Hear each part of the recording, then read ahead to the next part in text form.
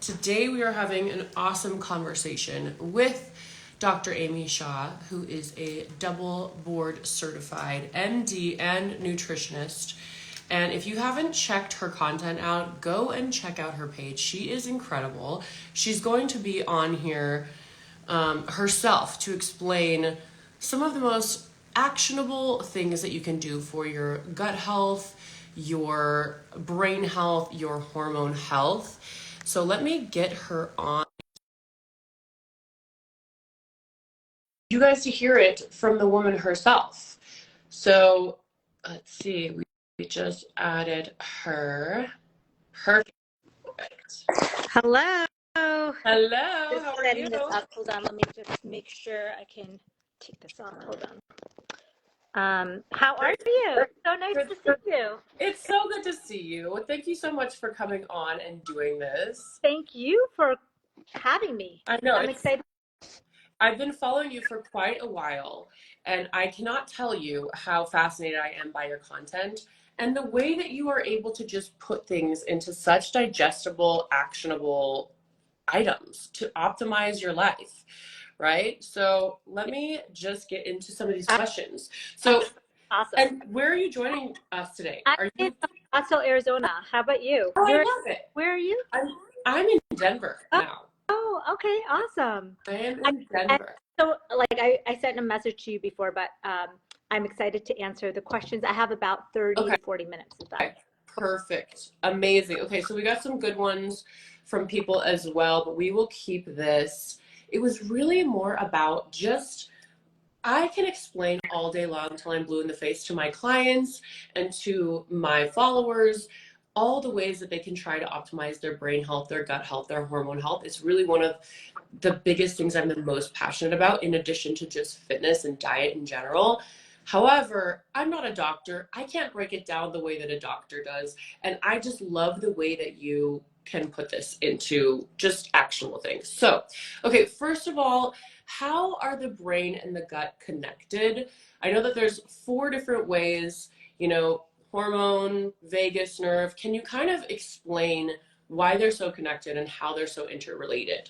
Okay, so when we're developing in our mom's womb, the brain and the gut are first connected. It's like a group of cells and they're all connected. And as we grow, they get separated. And so the head, and then this is the butt. And basically, you're still connected in so many ways. It's like an interconnected network of nerves and cells.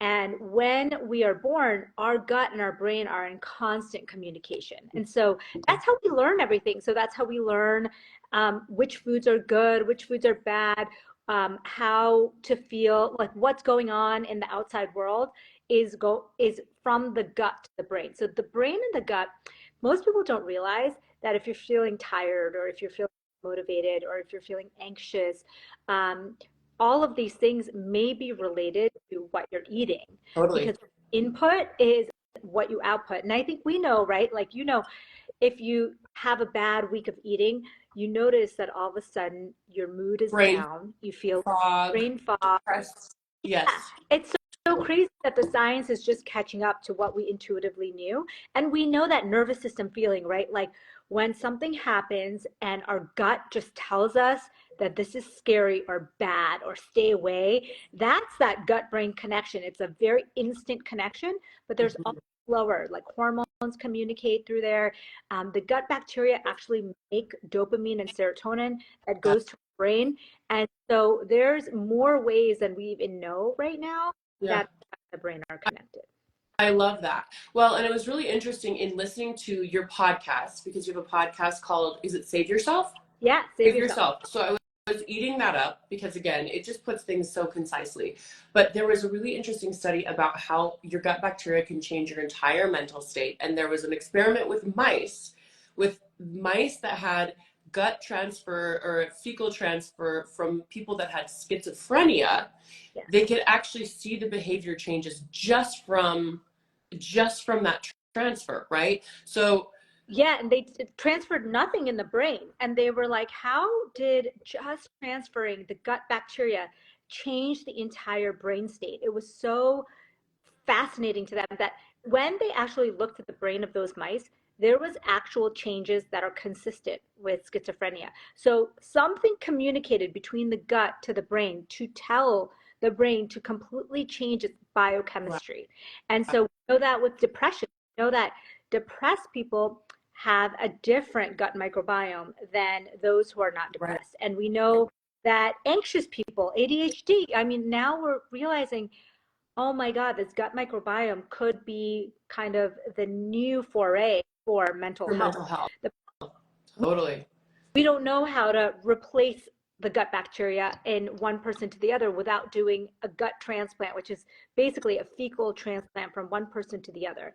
But Mhm. we do know that what you eat and how you live and how you exercise can actually change the entire microbiome. So you could actually change the way your biochemistry in your brain works just by changing those things. I love that. And with the mental health crisis the way that it is, that's one of the reasons why I was so passionate about learning about gut health is because I had dealt with a lot of mental health issues and hormone issues. Once I fixed my gut, I fixed so many different areas in my life, including my mental clarity. And so it was one of the reasons why I'm so passionate about telling people, like, if you could fix one thing and prioritize one thing, do your gut health. So a couple of actionable items that I always tell my clients is like, okay, probiotics, eat probiotic rich foods, but then also fiber. So how much fiber is recommended per day for optimal gut health? Okay, most people, I'll say, I think it's like 95% of people are not getting the recommended even 25 grams of fiber Right. in a day. They're getting less than 20 grams of fiber. That means that if you even went to 25 grams, that would be an improvement. I tell my clients to go up to 30 to 35 grams a day to actually build up that gut bacteria. Mm. That's food for your gut bacteria. So you need that. Otherwise, they're starving to death. And that's what's happening when you eat ultra processed food, when you eat fast foods and desserts, they have no fiber. And so Yeah. you're basically starving that good gut bacteria. Yes. Okay, so speaking of ultra processed foods, I know that you have mentioned how ultra processed foods can really cause inflammation in the brain and really contribute to mental health disorders. And kind of in a nutshell, why is it and what is ultra processed foods considered as, and why does that affect so much in terms of the mental health disorders? Yeah, that's a great question because everything is processed these days, right? Like you can't really find food that's not processed. Right. But ultra processed has a special meaning. This is foods that you could never recreate in a kitchen, in your kitchen, in a culinary setting. Mhm. Any, even if you had every ingredient in the world, you could not recreate a Snickers bar. You could not recreate Doritos. You could not Mhm. recreate Oreos because these are foods that have to be manufactured with non-food ingredients. And so think about it. If you could recreate it in your kitchen, the ingredients are everything you could find in a culinary setting. It is not ultra processed. But pretty much everything we buy through the fast food restaurants, of the packaged snacks and goods that have all those ingredients Mhm. that exist, except for in industrial purposes, those are ultra processed foods. Mhm. Those foods, what we're realizing is somehow those foods are sending signals to our brain from our gut that there's inflammation going on and Mm. that this is not food, this is not real food. And Right. what happens is the people that eat the highest level of ultra processed foods, they have the highest mental health days. They were shown in a study, kids and teens that had the highest level of ultra processed food consumption. That means that, they're having Taco Bell for lunch and then they're having McDonald's for dinner, they're having chips and soda. Those kids had the highest incidence of mental health Mhm. days, whether it be anxiety, depression, low mood, all of that. And so it just tells us like what we're feeding our body, most of us, this is 65% of our food is ultra processed. Mhm. And if you go into teens, that's like Yeah. 75%. And you Because it's easy and it's quick and it tastes good. There's like a dopamine that happens with junk food. exactly. And if you didn't know this data, you would just be like, well, why make it at home when I can get it easily through the Right. drive-through?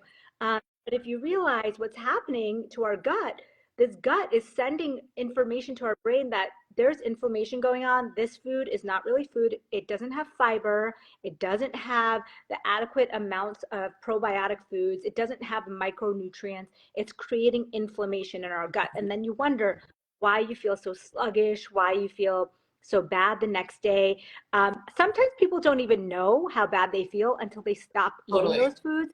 And then they Then realize, you're like, oh, like, oh my gosh, I yeah, went the whole day without feeling like crap or needing a nap or having a temper tantrum. yeah. And Yes. half the reason you feel good on a gluten-free, dairy-free, sugar-free diet is because you're not consuming those ultra-processed Mhm.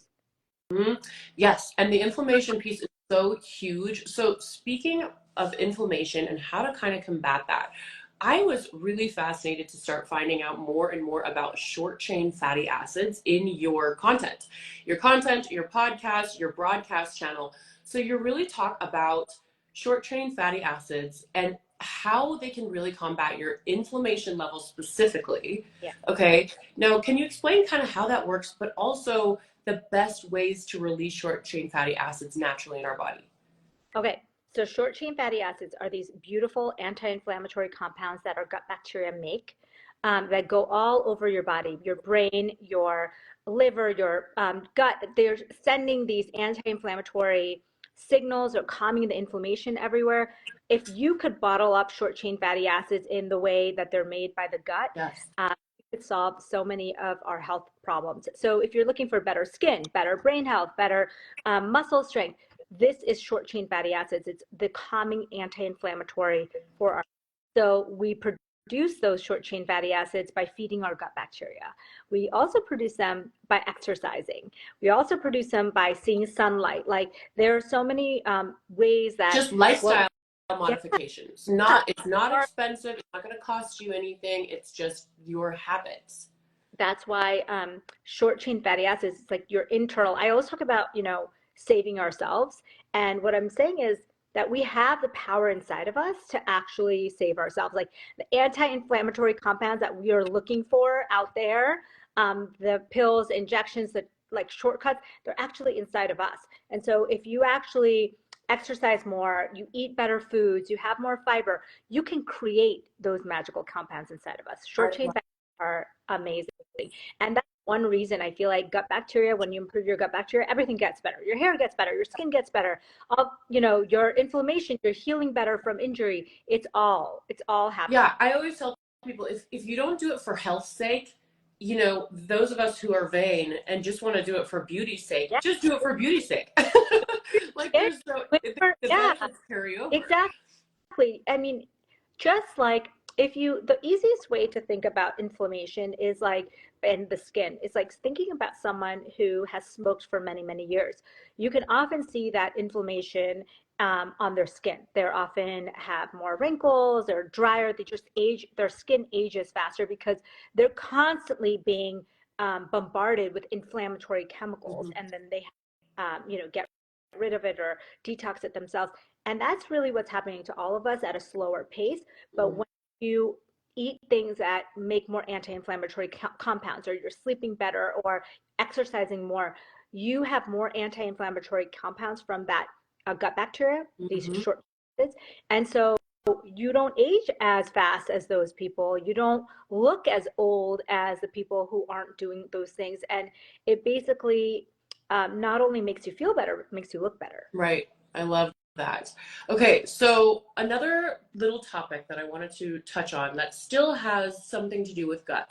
So, microplastics. One thing that I really liked is on your broadcast channel, you were talking about how good bacteria can actually degrade some of the microplastics in your system. Yeah. Now, and some of this can be found in like fermented dairy, fermented vegetables, naturally occurring probiotics, because we need a kind of a mix of there's a probiotic supplement that's a great option, but also just naturally occurring bacteria in foods and liquids that we can be drinking and eating, right? Absolutely. Now, so can you explain a little bit on the microplastics and the importance of having some awareness around this? So here's the thing. Microplastics are everywhere, right? They're in our water, they're in our foods. Any of these sweat wicking fabrics that we have, like our workout clothes, they're in those. Oh, weird.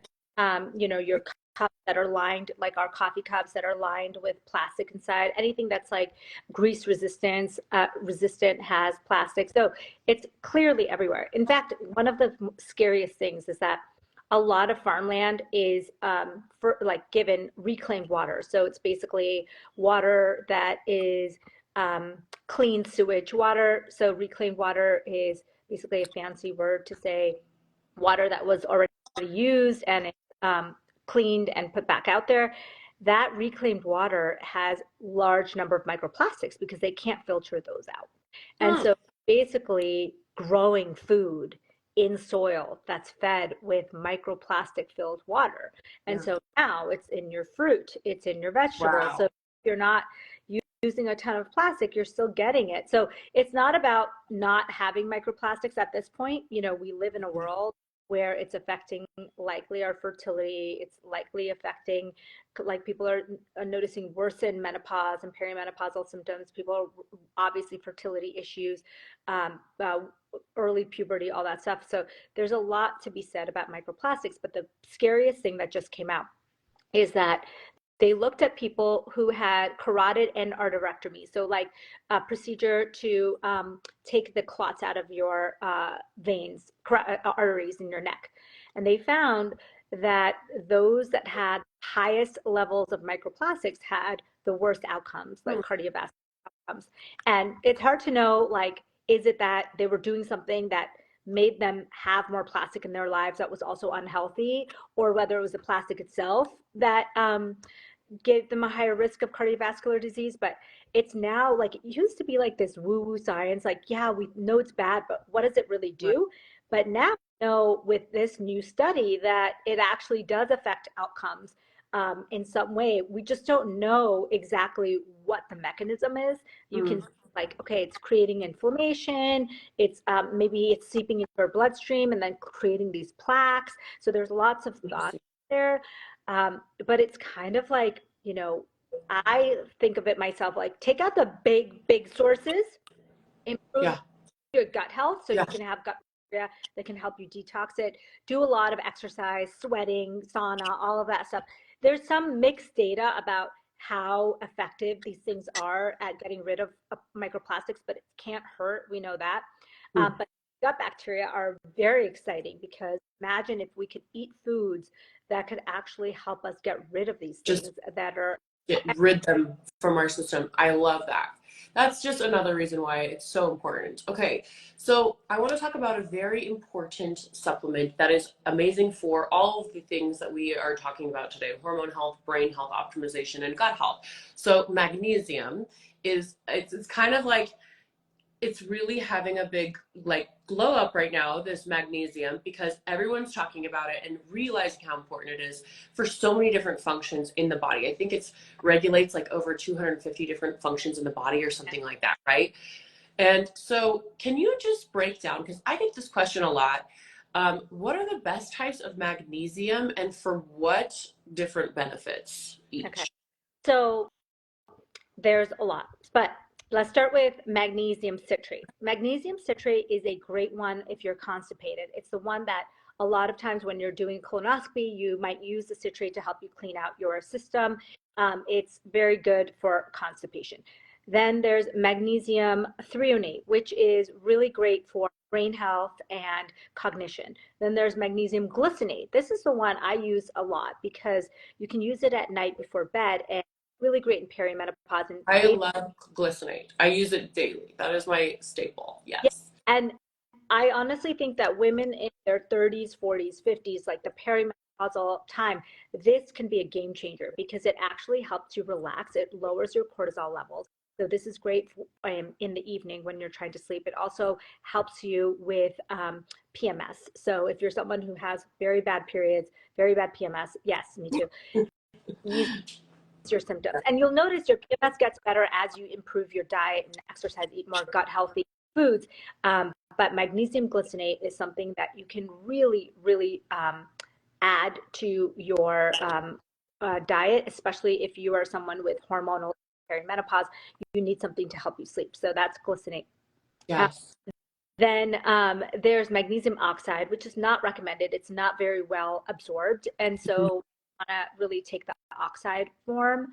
Um, there's so many different, oh, magnesium in foods, by the way, is Right. the best magnesium, because we've seen that magnesium in foods are in the healthy foods, right? Nuts, seeds, beans, leafy greens. And if you are eating 550 milligrams of magnesium in your diet, it is associated with better brain health, like Mhm. less shrinkage, improved brain aging over the years. And so it's something like it's literally protective for dementia.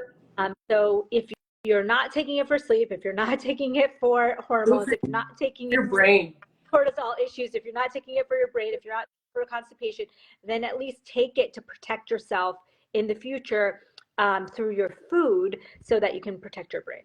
Yes, yes. Brain health is so important. It's one of my huge passions as well. Um, so can you talk a little bit about alcohol and the shrinking effects that can have on the brain? Now, this is actually one that I get a lot as well, and most people like to stay in this denial of like a couple of drinks a day. What is the harm? It's great for your heart health. Well, there is some research that says that it can have some good anti-inflammatory effects for the heart. However, consistently drinking alcohol daily on a daily basis is not great for the brain. Yes. Can you explain that a I little bit? loved how you said that. Like, having occasional drink here and there is still probably anti-inflammatory, but what we used to think was normal, the upper limit of normal, is actually a lot lower than what we thought. We used to think having a drink or two a day was healthy, and Mhm. now data that came out says that's absolutely not true. That if you have a glass of wine every day for many years, it will have an effect on your brain. It'll shrink time. This is for regular alcohol users. It's not just for someone who has a drink once in a while. Right. So if you are someone who enjoys alcohol, then you really want to lower your weekly limit. Like, I think for me, it made a big difference to know this data, because I thought, oh, having 5 to 7 drinks is what is recommended. No, now they're saying for women, it's more like 3 to 5 a week. And Yeah. men, it's more like 5 to 7. It's a lot less than what we thought. And that could be you could have, 3 separate occasions where you're having a drink, or it could be all in one sitting. It doesn't matter in that sense, but we want to lower the amount of alcohol we're having on a weekly basis to protect our brain. The brain. Um, Yeah. it's still what we're realizing now, that all the studies that you should show that there is life extension with it, it's probably because of the other things that were associated with alcohol, at least back in the day. Like, it was more social, it was associated with connectivity. And that having social contacts, especially as you age, is one of the biggest predictors of your health as you get older. Like, you have a 50% higher chance of living to 100 if you have close friends than if you're someone who's So related. So exactly, some of the fringe benefits of yeah, alcohol can help with longevity and overall happiness and all the things. But I think it's really important to highlight that, because I do think that it's a slippery slope. You yeah, start to have a glass of wine a night and you're like, what's the harm? But yeah. then there really is that kind of effect on the brain. You want to do everything you can. One thing that we have is like MCT oils in our brain activate. So I know healthy Mhm. fats, like that's a really good actionable thing, is to add more healthy fats into your diet, more MCTs. Ooh, I just spilled my water all over myself. But that's okay. We have 5 minutes left and I'm gonna sit in So a wet pool. But I mean, I think with healthy fats, what are some great examples for other sources of healthy fats that are really solid for brain health? avocado, nuts, uh, olives, all of these things that you think of as the Mediterranean foods. So, having olives, nuts, and avocados are something that they often have in Mediterranean diet. These are all Yeah. associated with brain health, good heart health. So I feel like fat was like vilified for a long time. Yes. Now we're realizing that there's some very, very healthy sources of fat. The fats that aren't good is the ones that are oxidized when you fry things in canola oil and vegetable oil. These are creating these unstable um, chemicals that are really, really inflammatory for our body. But fat in general is not bad for us. Just like we used to think, I feel like there was a swing between fat is bad, then it was like, carbs are bad. And it's not Right. that it's really bad. There's really healthy carbs that you could be like blueberries are carbs, right? And Right. they're the best foods you can have for your brain. Totally. And thing with fats. I think fats get a bad reputation because some people think of fat as like margarine and canola oil and fried foods, and that is the bad fats. Hmm. But there's also really good fats, like about with nuts and seeds and avocados and um, these very, very nice sources of fats, Hmm. not oxidized. And like, for example, if you add olive oil to your salad, it is the best way to consume it because it's not getting heated to past its smoke point. And if you're adding avocados to your meals, or if you're adding nuts to your meals, you're getting a lot of benefits beyond just the fat. I love that. Yeah. Protein is also one of those macros where, okay, there's the fats, there's the carbs. Can you explain why it is so important that adequate protein consumption is hit? Because also, I know you wrote a book on cravings called I'm So Effing Hungry, which is brilliant. I love that title. But a big part of it is feeling satiated. And so not only is protein amazing for muscle development, body composition change, but also just feeling fuller. When you have a low protein diet, you're starving. You feel like you just want more snacks. You want more carbs and fats because that's the only thing to fill yourself up.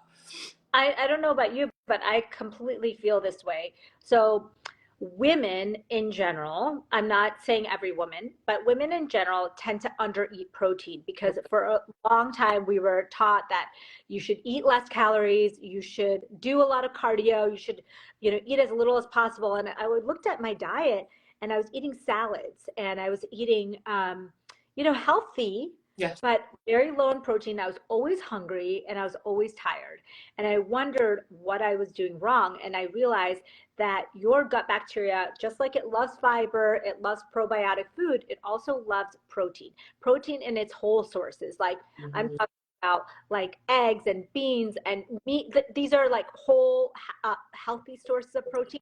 Not necessarily the bars and the shakes and all that stuff. You want to do that if you need to, but really getting whole protein is very satiating. It tells your hunger signals that you are full, that you don't need any more food. It also is great for your gut bacteria. Yeah. I find that most women that I work with, almost all women that I work with, we end up upping their protein and they feel better. They're building more muscle, they're sleeping better, their hormones are better. I mean, it's like, yeah, of course, there's the other side to it. But for women in general, we're eating too Too little protein. little. Yeah, I know. I give that lecture to my clients constantly. And that's another reason why when you up your protein intake, up your fiber, because it's going to help you digest, break all of this stuff down, optimize your gut health so you can really break down the increase in the protein. So, anyways, I know you have to go. I just want to say thank you so You have much for this. What's that? I said, and you have Yeah. water all over you. And now I need to go and like really, I have to mop and also put my clothes in the dryer. I love it. Thank Thank you you for having so much. me. This was so So fun. fun. Let's do it again. Yeah. For anyone that was asking, I will be posting this on the wall. We will do a little collab post so you guys can review. If you guys loved the live, drop a comment and make sure you are following Amy. Thanks so much. Thanks so much for having me. Talk So good soon. to see Okay. you. All right. Bye.